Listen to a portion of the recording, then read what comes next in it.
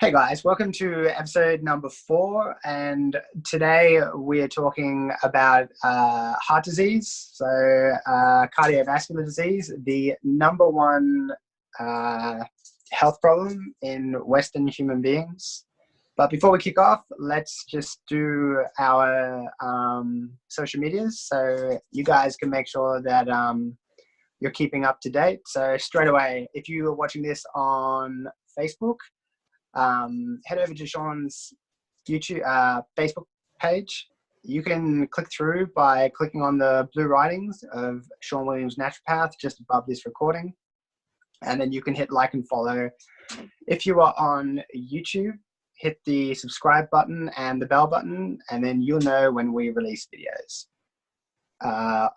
The big one for this week is that the Sean Williams Naturopath website is up and running.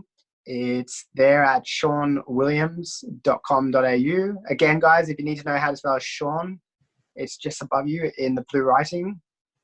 If you're on Facebook. What else?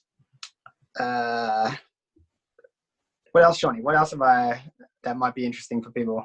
Have I forgotten something? No, I think you just about got everything. YouTube, Facebook, website. Okay, guys, one thing about the website.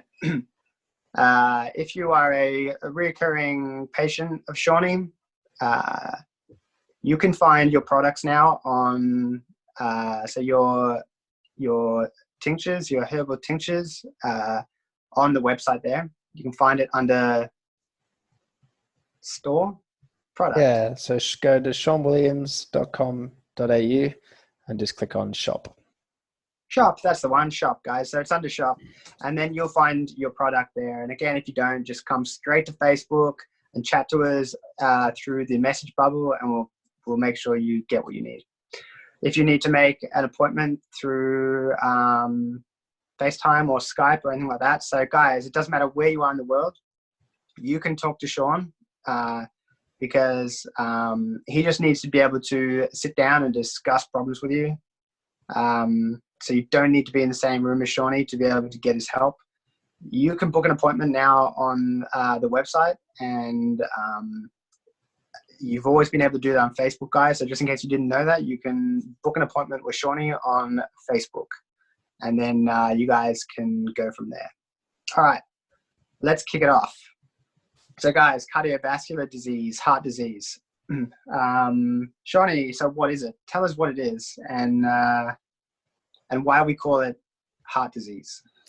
So first of all, the term cardiovascular disease is like an umbrella term. So it covers a whole range of different conditions, syndromes, and diseases that are associated with the heart and the circulatory system. Now, heart disease or cardiovascular disease is the number one disease in Western society. It's the number one killer of humans in Western society. So it's our number one. It's really interesting.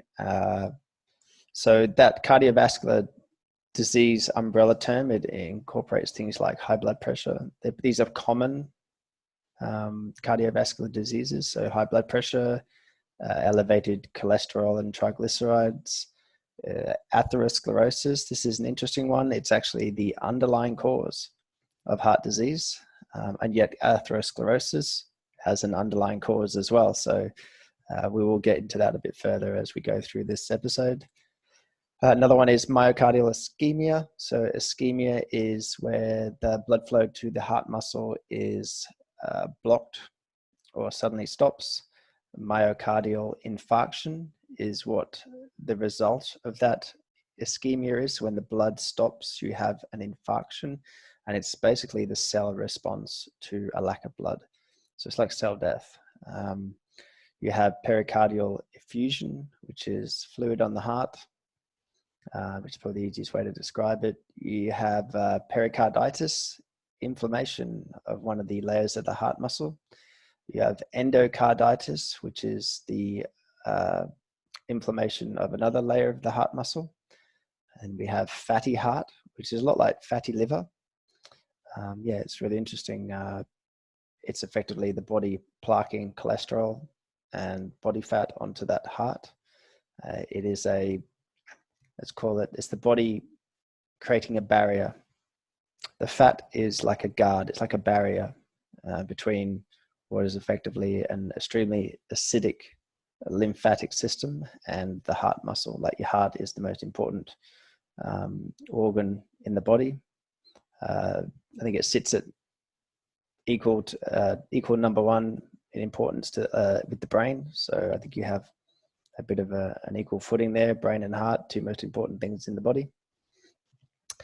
You have rheumatic heart fever. It's another one that sits under that cardiovascular disease umbrella term. It is where the heart valves are damaged through rheumatic fever.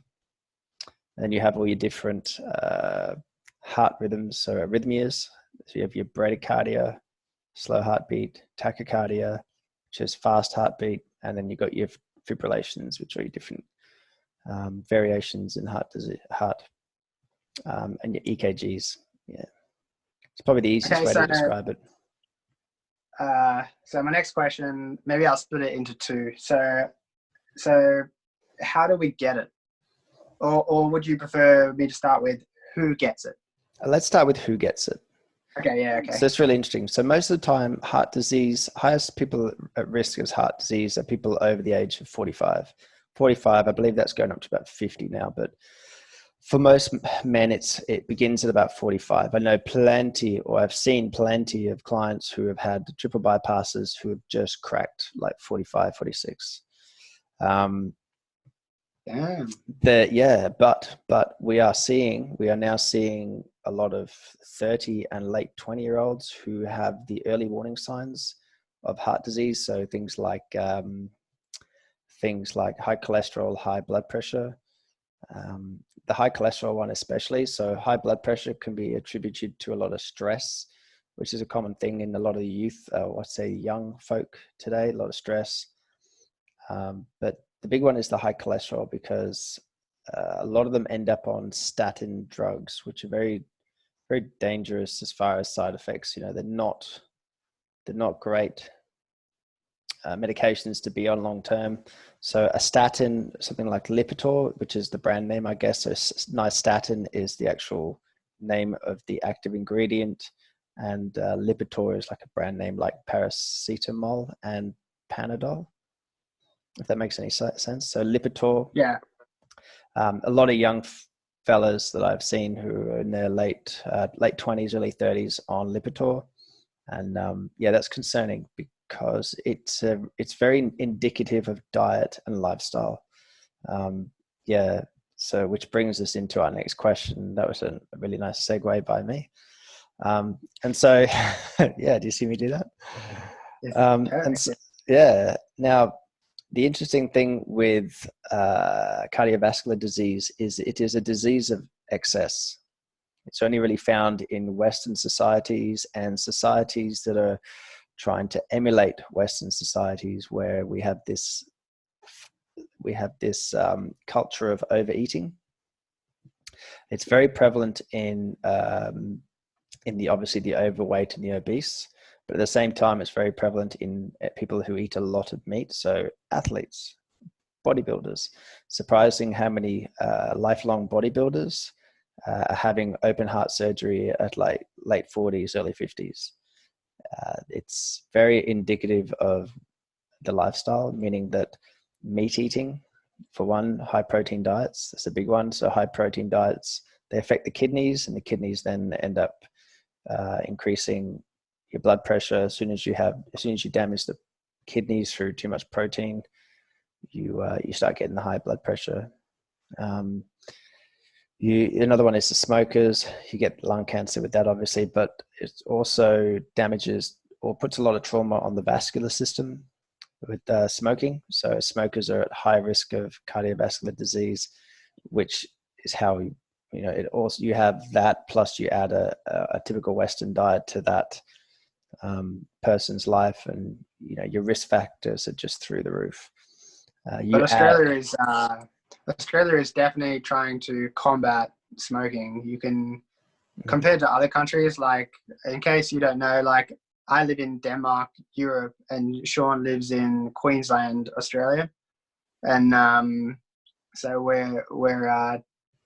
we're experiencing two different cultures. And I'll tell you one thing is that as I left Australia to come live here in Denmark, Australia had definitely put their foot down when it came to smoking, and are now really punishing people who smoke in everything, socially, financially. And it's funny because you come to, which is supposed to be a very forward, a very progressive country, or even continent like Europe is always known, especially at the moment, you know, with its socialist countries and stuff like that, to be very forward. And yet they're, you know, they're very liberal with this, with smoking. You know, it's crazy. It's like we live in a third world country with how cheap cigarettes are, and and the attitude towards smoking. You can sit in a restaurant and be, you know, sat next to someone smoking a cigarette while you're trying to eat your burger and chips, and you know you're getting ash in your beer because there's a wind, because you're eating outside. It's ridiculous. So Whereas it's that's very interesting to see. It's the interesting to see massive people's harm. actions. It's caused some heated confrontations for me in open air restaurants as an Australian.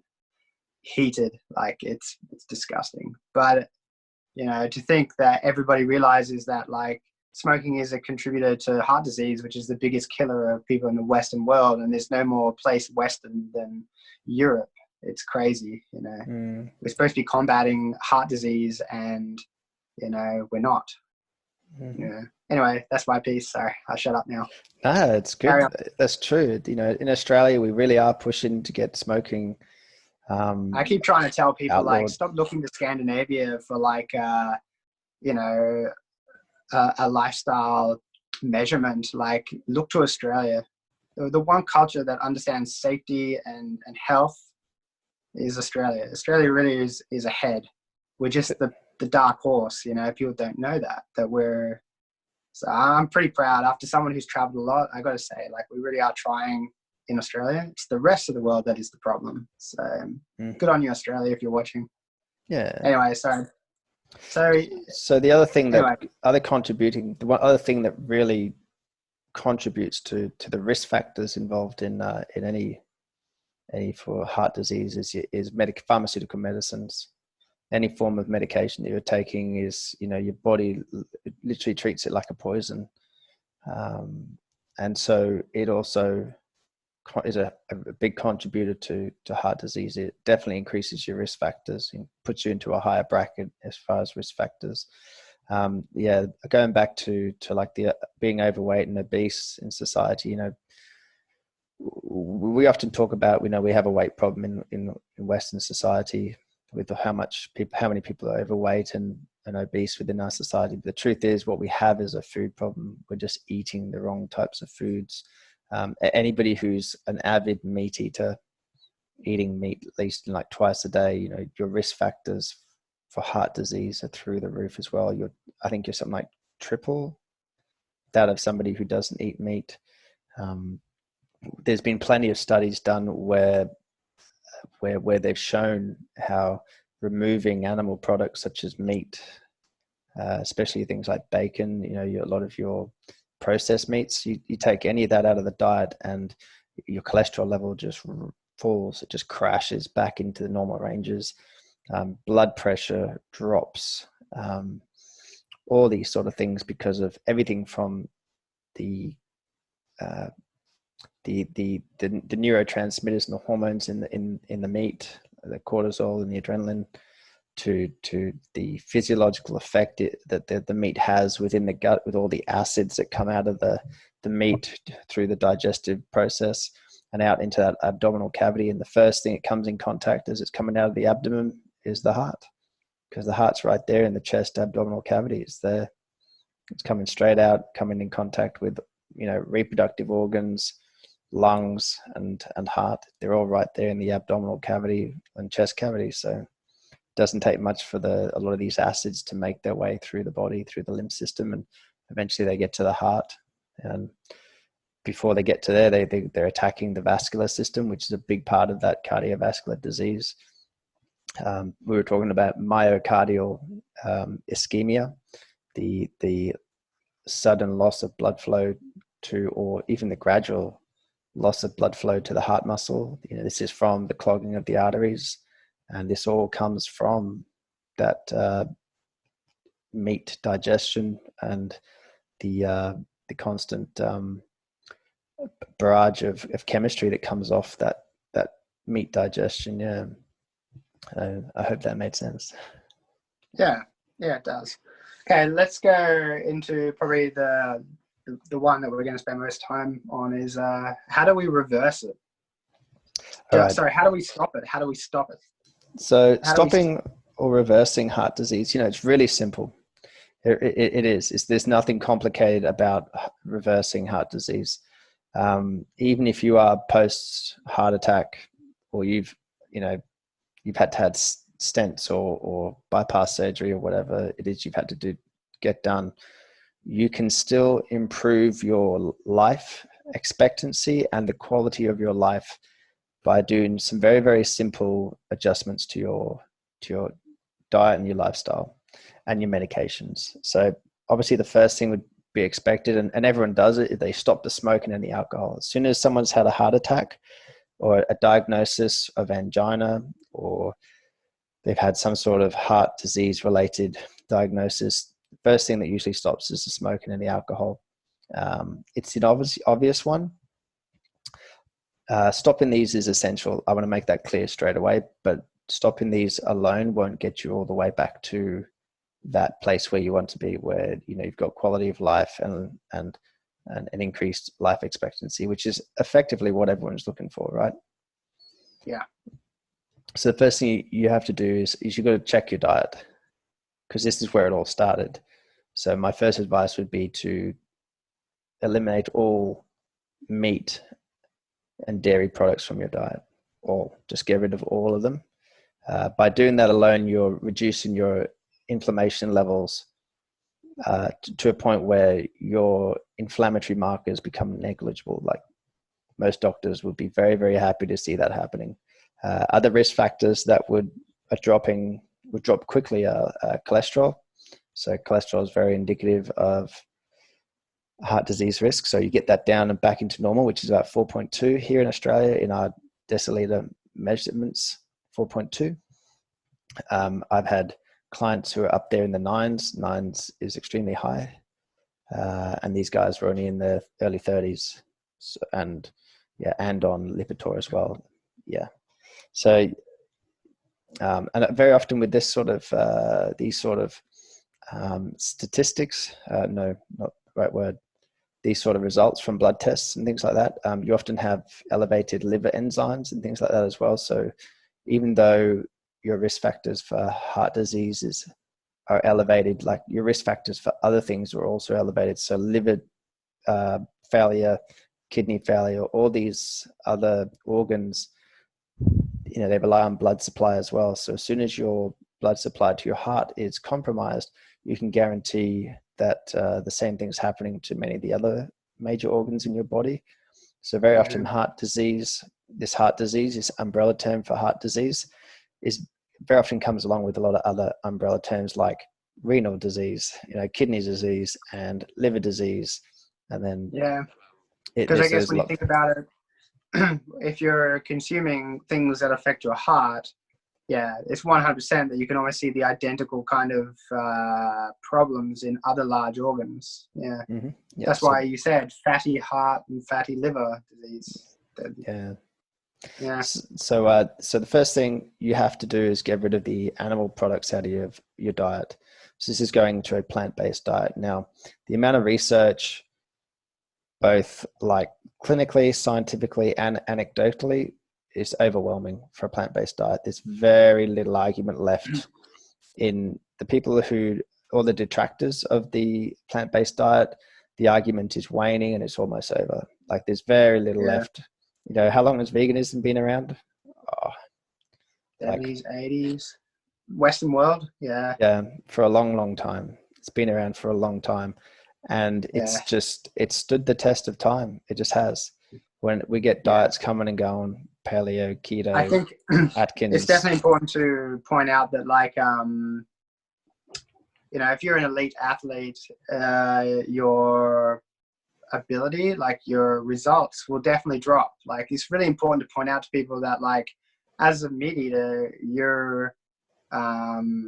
you gain an edge, but you're forfeiting a lot of your health and longevity so, because a lot of the arguments are on social commentary, so like documentaries and stuff like that are against veganism. And no, I hate that word. So I hate veganism word. I hate that. So plant-based is that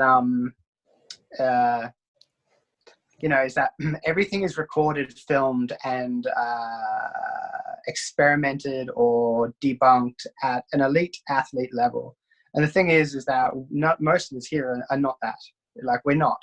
And this is why one of the biggest problems that we have is that people say we've been eating meat for, millennia, as long as we've been alive. But the most important thing to realize is that we're consuming meat every day. And if we went back 4,000 years ago to Europe, where we're living in tribes and stuff like that, if we were, as tribes, consuming this much meat, the human population wouldn't be here today, and probably the deer population and the badger and the fox and the rabbit population would be extinct, because the amount of meat we eat now, we would have just killed every animal on the planet or on the European continent. And that's the most important thing to remember, is that we consume so much meat now that meat eating is now like bad for us, because we can't seem to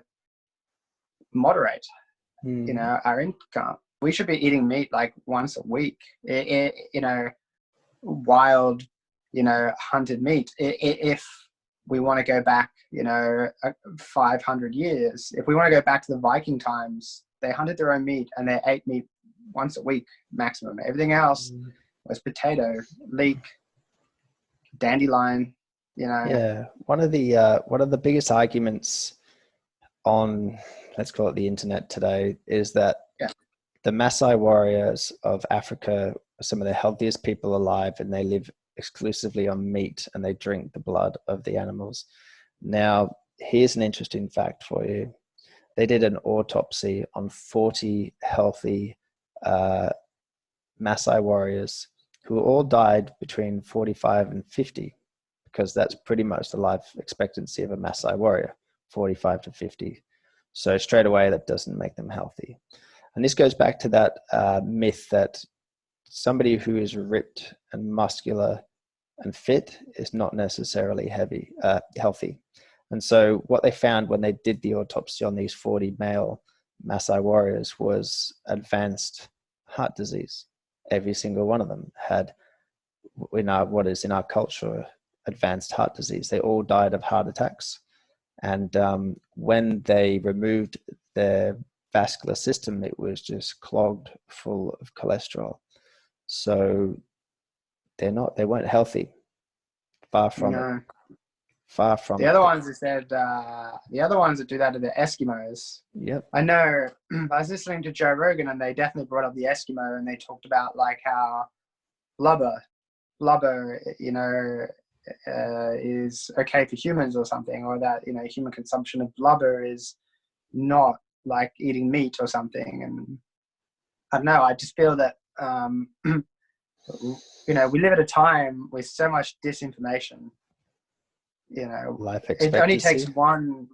It only takes one celebrity to say something, and it becomes truth, and it becomes a social truth. And I think also that we went through the dark ages, and so we lack information about anything from more than 500 years ago. Like, people really don't know what Vikings ate on a daily basis. They don't. They speculate. They understand about curing pork and stuff like that, but we don't know. We now live in a time where everything can be studied, recorded, and kept. And so when we're all gone from this planet, because unless something drastic happens, like, and all this information that we have created over the last 40 years and longer disappears, people are going to be able to refer back and know exactly, scientifically recorded, exactly what we ate, and they're going to know exactly how healthy we were, and then with that knowledge they're going to be able to improve their living. But we have no idea, even on an average person, we probably don't even know what people were eating in 1830. Yeah. In Botany Bay, we wouldn't know. There's no record of that. There's just, and so we won't know what kind of diseases people were commonly dying from and stuff like that, because Well, people didn't here's know. what we do know. Here's what we do know. The Maasai warriors and the Eskimo have very few people alive that are over like 60, 70 years old. And yet you go to a lot of the blue zones where it's predominantly a plant-based diet, and there are lots and lots of people living over 100. And these blue zones are places like Okinawa in the Japanese islands, Sardinia in the Mediterranean, Loma Linda in California, I think it is, in the United States, which is a Seventh-day Adventist community of a few 100,000. And they've got plenty of centenarians among them, and yet these Maasai warriors and the Eskimos, average age, life expectancy is about 50. Yeah, it's crazy. All right, so let's talk about we're talking about how we stop it. So you said, first of all, like, it's you got to stop eating meat, dairy. Medications definitely need to be fixed. Smoking is just, at this point in 2020, if you're a smoker, like, you need to wake up. That conversation is redundant. That's right. If you're watching this and you're a smoker, you need to go take a good hard look in the mirror, like, because what we have known for over 40 years, and you're continuing to do it, is probably why you have lifestyle illnesses. Yeah, that's anyway. Alcohol consumption is another one. We know, and you need to control it. But I know that, like, don't know, maybe smoking as well, probably not, maybe, but alcoholism, like, is definitely more of a mental illness, or a symptom of mental illness. Yeah. So again, I like to categorize it more as a coping mechanism. Yeah, for mental illnesses. So listen, if you are consuming too much alcohol, maybe what you need to do is maybe not a lifestyle change, but go and get help. So if you are an alcoholic, go get help. So don't try and make a vegan lifestyle change or whatever. Go get your head sorted out first, and then come back to this. Definitely. So one of the big ones, I think, with going back to lifestyle, is this whole idea, as a society, we've subscribed to this idea that the food industry is slowly and insidiously sort of pushed, and that is the 3 meal a day mentality. Like, this idea that we have to eat 3 meals a day, three solid meals a day. The truth is, maybe back during the industrial age, yes, we needed that because we were working very physical jobs and things like that. But in today's society, we do not need to be eating 3 meals a day. I myself. The interesting thing about the 3 meal a day is that, like, it's probably better to say 2 snacks a day and a cooked dinner at night. So saying 3 meals a day, like people were eating like a piece of bread for breakfast. People were eating, a sandwich, for lunch. And then going home and having like 1 slice of beef, 3 potatoes, a spoonful of beans, and maybe, it wasn't like it is now where it's like 3 spoonfuls of mashed potatoes, like 4 so you're sausages, talking about like, portion sizes. Right, absolutely. Sorry, our ideas on portion size is just ideas of what a how can I explain it? So yeah, back in the day, portion sizes were small because, well, mainly because people didn't have enough to be that That's right. excessive. Yeah. But in this day and age, our portion sizes are just excessive. You've only got to go visit America to see what goes on there. Like, they literally load up the biggest plate you've ever seen, and that's a main meal. Like, most foreigners who go to America are ordering entree size meals because they can't handle main meals. They're just too big. They're just excessive. Mm. The Yeah. But what's happened is over the years, and this applies to a lot of different areas, especially when being a nutritionist. One of the first things I I I guess I discovered was that a lot of our daily recommendations that the government brings out for people like dietitians and nutritionists to run off. It's a really interesting story because that particular document, which I think dates back to it's been updated, but it dates back to the 70s, I believe. When it first came out, like it had half the recommendations that were in it now. Like the quantities were half of it, and food and beverage manufacturers and the cattle industry all lobbied the government to say, no, no, no, no, no, no, this isn't anywhere near enough. You need to double, you need to increase everyone's daily intakes. This is why it's really interesting. If you create a meal plan based on government recommendations, there's a fair chance the person's not actually going to lose weight, because the food and manufacturing industries got in there and had their say. They lobbied the government and said, no, you need to up this much per day, and you need to up this much Yeah. sugar or this much protein and this much carbohydrate a day. Increase, increase, increase. And that's what happened, and they pushed and pushed for the 3 meal a day mentality. My advice to people is check your consumption. Have a Yeah. look. Are you being And excessive? another thing that's kind of been added in there as well is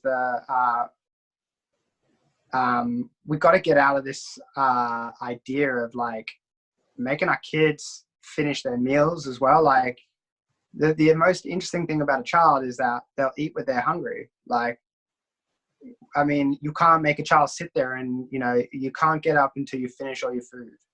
Yeah, it's a Or poor like you have to mentality. eat something. It's a terrible mentality, because what it does, it create it, because eventually, to be able to enjoy freedoms and stuff like that, the child will eat everything on their plate. And then what happens is you end up with an adult who overeats because they need to finish everything on their plate, Yeah, because which they're then goes from indoctrinated. plate to pan. Yeah. So when you're the cook Mm, and you're the one washing up and portioning leftovers, you're not just eating what's on your plate, you're then emptying pans and back onto your plate, because you have an underlying mentality of like, I got to eat all my food.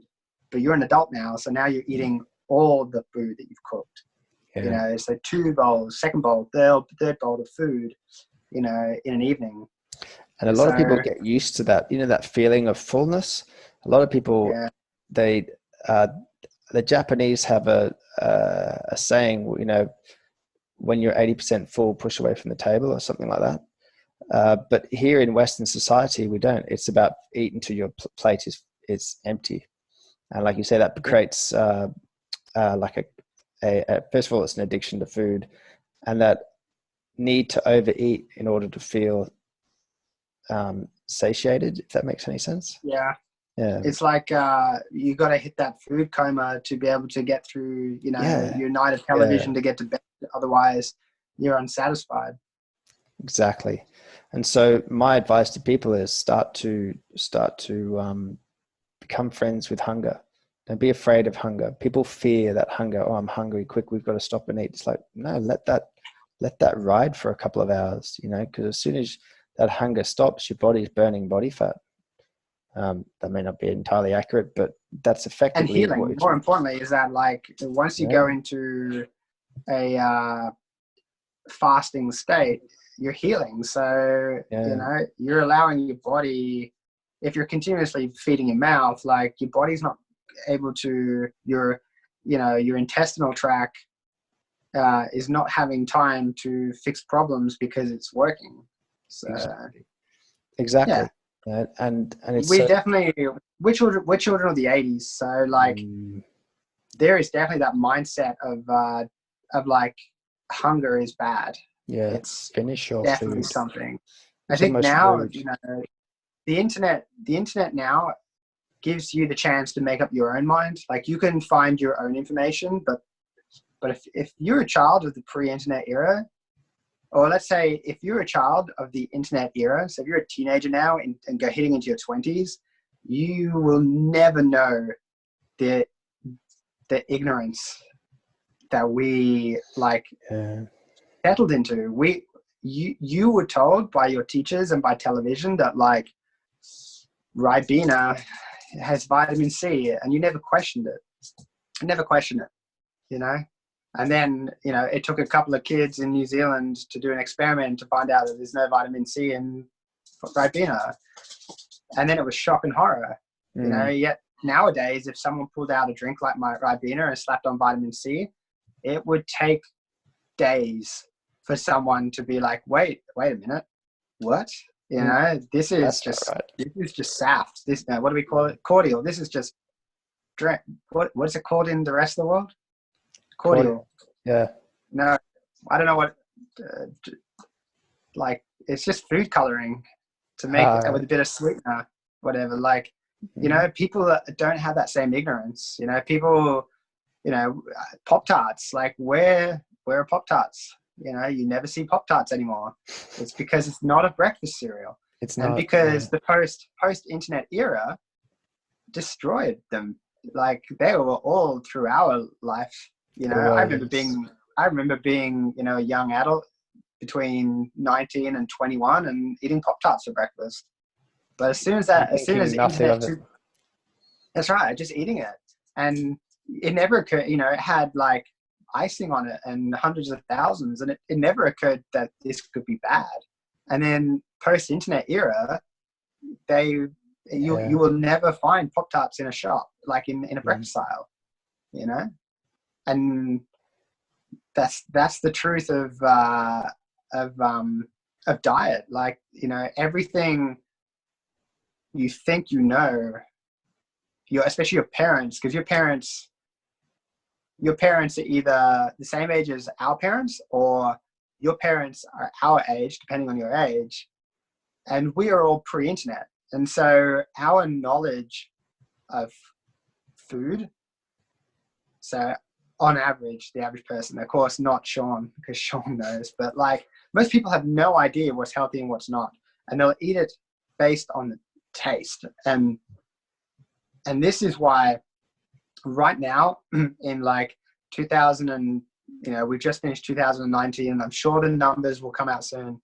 And that's why heart disease is the number one killer in Western countries, because Western countries are being parented by people who know nothing about nutrition except for what they've seen on TV and what a teacher, who is most likely a physical education teacher, is teaching you. So someone who knows how to play sport is also then told to teach you about nutrition, who knows nothing about nutrition.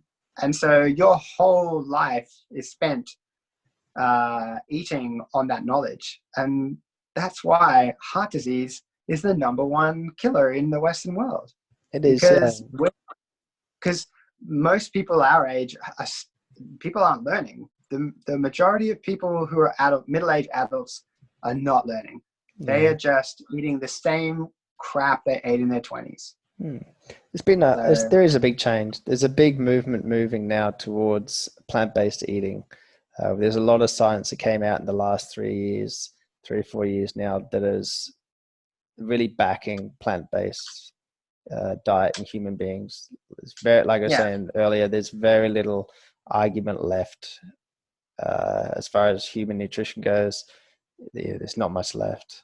Too many people are living too long on plant-based diets, free of disease symptoms, and even doctors and your biomeds doing all their scientific research into blood results and all this sort of stuff. They're showing that on almost every level of medicine, they're showing that a plant-based diet really is healthy for the human being.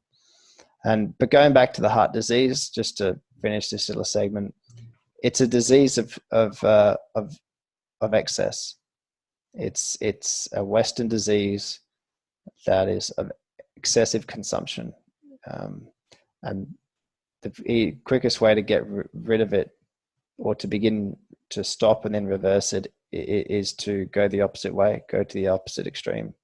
You can, if you have the courage, you can fast. You can use intermittent fasting and all And that it's sort of stuff. definitely, and with the internet now, I think it's really, sorry guys, the sun has just come straight through the window, so I'm just trying to find that point where it's not shining on the camera. But we're at that point now where we can check our facts as well. So you can hear us saying now, like, don't be afraid of hunger. And a lot of adults will have a knee-jerk reaction of like, oh my God, like, because, we did go through a time in the 90s where anorexia and bulimia just was in the forefront of the news. And so we do have a knee-jerk reaction to like not eating, and it's dangerous supposedly, but we do ask you guys to go out and do your own research on fasting and hunger, and how it's not something to be afraid of. And try to move away from this. Eating lots of food is good. Is good for you. You need to definitely break out of this mindset of overconsumption of modern foods. Try definitely to shop on the in the produce aisle. Definitely. Exclusively, yeah. What I find one of the best things for reversing something like heart disease, whatever your particular diagnosis is fruit, like a fruitarian diet. You do it for a few months and it has amazing results. You lose weight really quickly because most fruits are low or negative calories, so you're burning excess body fat, and you're putting your body into a detox. It's almost like a fasting state, but it's a detox state. But the most powerful thing is the other one, the herbs. The herbs are really interesting. A lot of scientific and clinical studies have gone into the herbs. One of the most powerful herbs in the herbal pharmacopoeia for heart disease is ginkgo. Now, ginkgo, really interesting studies. They've done studies on men with atherosclerosis, and what they did is they used ginkgo, I think it was for about 12 weeks, and they saw massive improvements in that atherosclerosis, which is the blocking, the clogging and hardening of the arteries. They can test it. They can test the turbulence in the artery with I believe it's a ultrasound. I think it's an ultrasound. So they can test the turbulence in the artery, and the more turbulence you have, obviously something is in there blocking it, and the turbulence became less and less and less until it was the same as what the control group was, which was healthy individuals with virtually no sign of heart disease or no risk factors for heart disease. And they were able to reverse this atherosclerosis with ginkgo biloba, which is ginkgo, which is one of it's like a circulation herb. Another one that they use is cayenne. A lot of people who have had heart attacks will probably know a lot about cayenne pepper. So therapeutic grade cayenne just improves blood flow.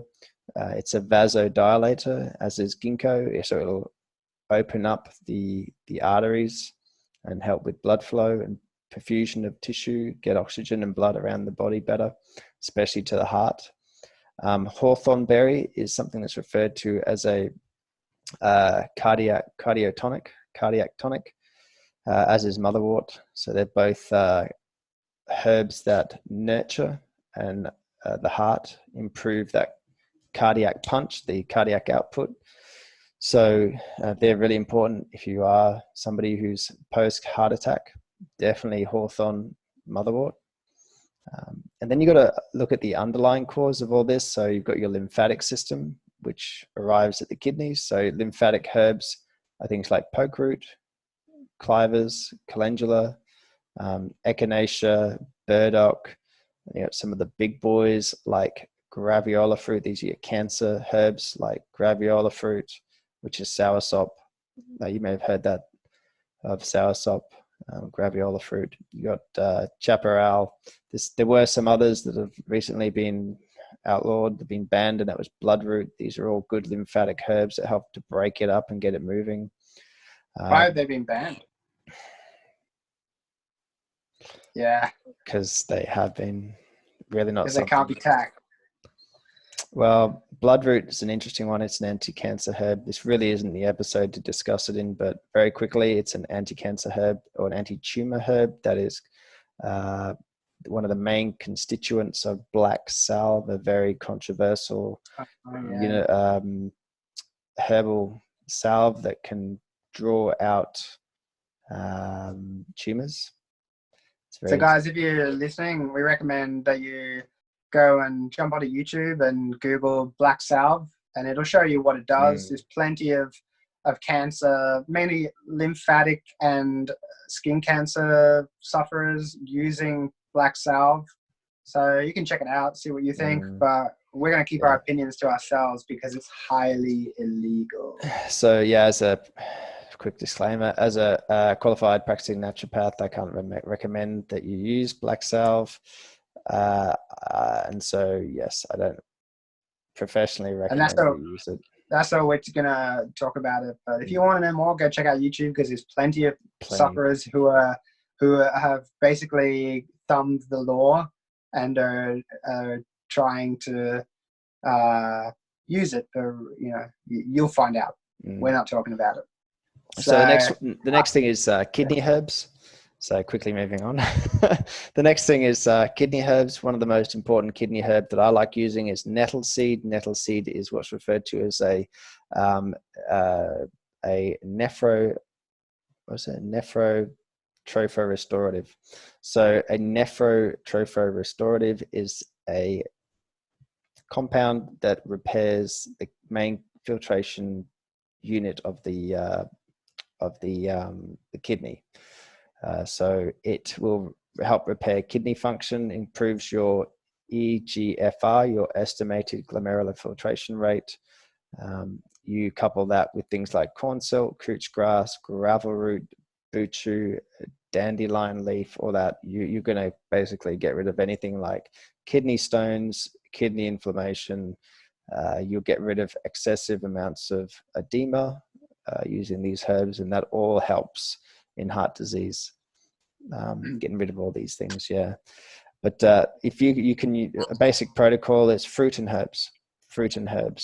I have a product. So I have a product that I have several products that include all these different herbs in them. So I have and they're available on the website, guys. And they're available on the website. So I have Vasodilex, which is a product that opens up all the arteries and the veins and improves blood flow.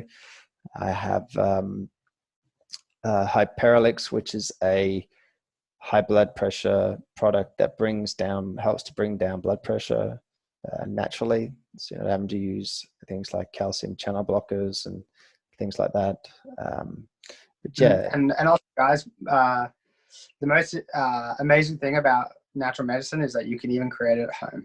You can make a lot of it. All these herbs that we just mentioned, guys, you can double tap backwards and find out what they are, and you can make this medicine yourself.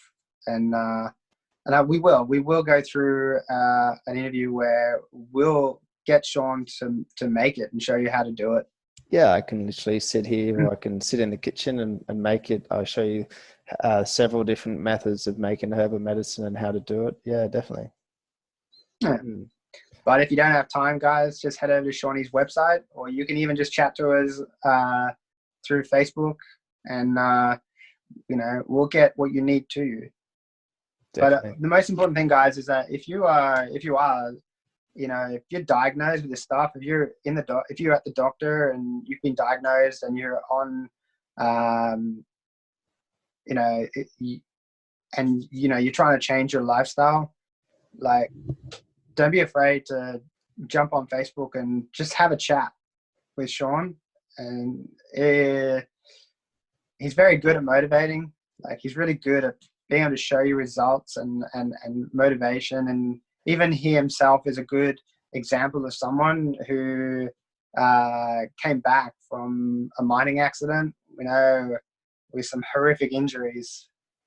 So again, and one episode, guys, we'll sit down and we'll go through that experience. We'll tell you all about what happened, and so because sometimes it's good to hear a story that comes close to your own story, and it's enough that you take that leap into changing your lifestyle, because it is very easy to come back from illness and injury and just continue doing what you've always been doing. You hear plenty of times of people with heart disease who just continue to smoke, or they continue to drink, or they continue to eat junk food and red meat.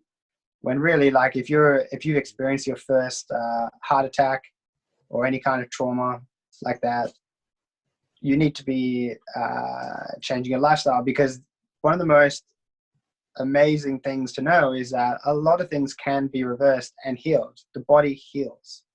So all this stuff that we're talking about, the body can come back from. Do you want to comment on that, Sean? Yeah, if I can.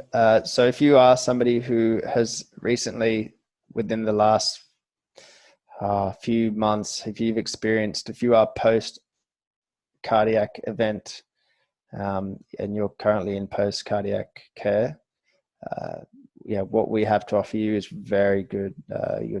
Obviously your doctor's not going to be too happy that you have contacted us. They don't really like us, but what we have to offer will supercharge your healing, and will keep you off the transplant list, because as Hugh said before, very often people go back to their diet because they're told that, don't stress, you've just had a quadruple bypass, or you've just had a quadruple stent, something like that. But don't worry, it's hereditary. It'll be fine. They don't tell you at all that it was your diet that caused this. They'll tell you something like it's hereditary. You had nothing to do with it. Just keep doing what you're doing. We'll see you in a couple of years when we put you on the transplant list. So if you really don't want to end up in that predicament on the transplant list, then my advice is to get hold of, if not me, get hold of a naturopathic practitioner and work with them. We all have the tools to help you. We all have the nutritional knowledge. We all have the herbal knowledge as well. There isn't just naturopaths. There's also Western herbal medicine practitioners as well, Chinese medicine practitioners. Find somebody who can work with. If you don't want to work with me, go find somebody else to work with who you connect with. Somebody who can really bring back what is the most important part, which is longevity, which is increasing your life expectancy and quality of life. Because the most important thing is quality of life. They can keep you propped up with medications for the next 10, 15 years, and it will send you broke.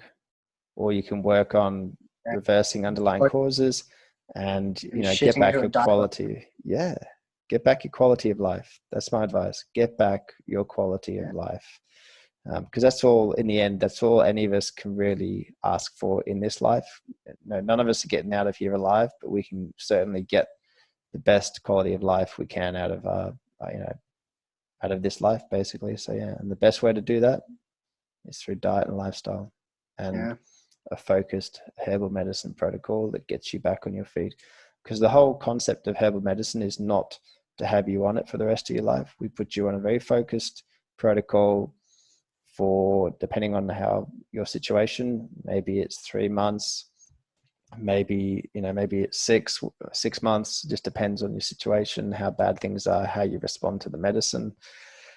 And once that's done, that's it. You're done. We're not putting our hand out to you for anything else. That's it. As I've said before to my clients, my accountant hates me. He hates my business plan, my business strategy. He says I was the worst business strategy ever because I make people better and they never come back. So he hates me. Yeah. because we hope that from there your food will heal you. So we hope that Exactly. you'll get enough information and education that your food will heal you. And again, for someone pre-internet, that is the strangest sentence. Like, it is the strangest sentence. Your food will heal you. It's just alien, isn't it? Really, when you think about it. If you think back to the education and knowledge that you grow up with as a pre-internet person who went to school pre-internet, that is a very strange sentence. Your food will heal you. But the problem is that is 100% correct. Do you remember what they used to feed us at the end of the day in primary school?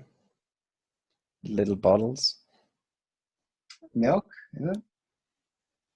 Yeah, Yeah. full fat milk. Yeah. Full fat, full cream milk every day, Monday to Friday. At the end of school, it was a government initiative to make our bones and teeth healthy. Yeah. And what did it actually do? Put most of us in the hospitals for tonsils, adenoids, and grommets. Yeah. And we'll talk about that probably very soon as well. Definitely. I've been asked. I've had several requests now to talk about that, why so many kids are having to have their tonsils and their adenoids removed, why they're so swollen, and why kids are snoring and getting constant tonsillitis. So that's something that will be coming up in like the next episode or two. I've had several mothers pull me aside now and ask me, can I do that video? So it's something that will be done. Sweet. So I think we're done. I think we've covered that. Definitely. It's been a nice, relaxing chat. So again, guys, don't forget to do all the socials. So subscribe, bell button if you're on YouTube, and if you're on Facebook, just to follow the Blue Writing back to Sean's page, and just like and follow. And then whenever these videos come out on our page, you'll be the first people to be notified. And we got a massive response. We got a massive response to our last video. We had so many shares. How many shares did we get in like 2 days? It's over. I think it's sitting now on around 10,000 shares. So that's huge, man. So people all over the world are sharing that. I tried to work out how that worked, because I went to the video on my thing and it only had like 38 shares. And so that sort of confused me a little bit, but I don't know how it works. But when I saw my analytics and saw it ticking up from 6,000 to 8,000 and then over 10,000, I was like, yeah, wow, okay. Yeah. Let's do another video. And we will. It's very, it's good. It's confirming to us that, like, we really are just having conversations between each other, but you know what you're talking about. Yeah. No worries. And there will be people out there who think you won't, but that's just how people are. But I'm still yet to see anyone sort of be negative in the comments. We don't really have people being negative, so we want to thank the community for being like to listen and not come back with outdated ideas. And it's just really refreshing to see social media so positive about just hearing truths, because sometimes the truths are not easy to deal with. One of the biggest truths that is really hard to deal with is the fact that what's that thing you sent me the other day, that like the most nutritional food is not necessarily the most healthy. Is that what you said? Pretty much it. That's pretty much it. Yeah. The most food with the best nutritional value is not always the best thing for us. Yeah. Yeah. All right, Shawnee, it's good to see you. Yeah, good to see you too, man. We talk a lot now. We tend to be on FaceTime, face to face, on Zoom a lot. So it's good to see you, man. Yeah. So should we leave it there? Yeah. Don't know what that means, but okay. I gotta go to bed at some point too. Yeah, gotta get some sleep. I don't know, man. It's sometime after about 9:30, 10 o'clock at night here with me, so time to go to bed. All right. Yeah. The 6-year-old that drags me out of bed at like 6. So my days of sleep-ins. Gone. Yeah, I was up at 5 with my one. The this morning. joys. Yeah, the joys. Sleep, it's overrated. You don't need it. I Yeah, didn't say that. just sleep Uh, fasting. yeah, sleep fasting. Yeah, it's a good one. All right. We better go. I will talk to All you right, later. guys. All Yeah, right. see you later. Okay, Bye, bye. mate.